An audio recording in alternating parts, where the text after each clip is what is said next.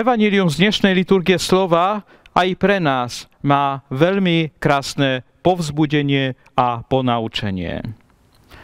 Niekedy v našom živote prichádzajú také chvíle, keď musíme robiť razné rozhodnutie. Niečo zanechať, aby vykročiť za niečím novým. A práve pred takýmto rozhodnutím stáva dnes Matúš.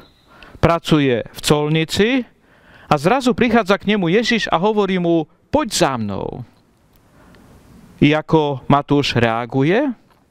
Zanecháva všetko a ide za Ježišom. Zanecháva pohodlie, ktoré mal, zanecháva prácu, ktorú vykonával a ide do neznáma. Ide za Ježišom. Je to pre nás povzbudenie, aby sme aj my nebali sa vykročiť za Kristom. Aby sme aj my nebali sa urobiť to razné rozhodnutie. Zanechať svoj doterajší život, zanechať svoje slabosti, zanechať svoje hriechy a vykročiť na cestu svetosti.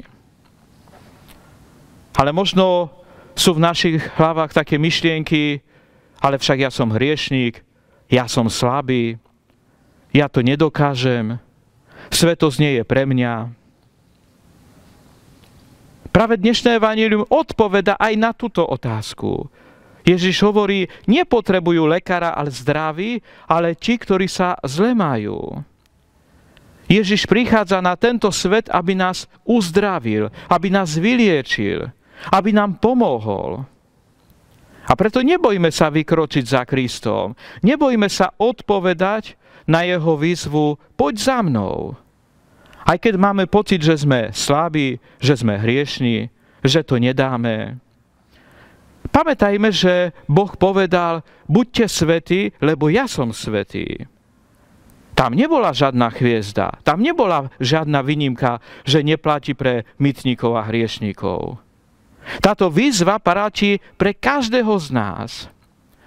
A preto aj my nebojme sa odpovedať áno. Nebojme sa vykročiť za Kristom. Nebojme sa urobiť ten razný krok.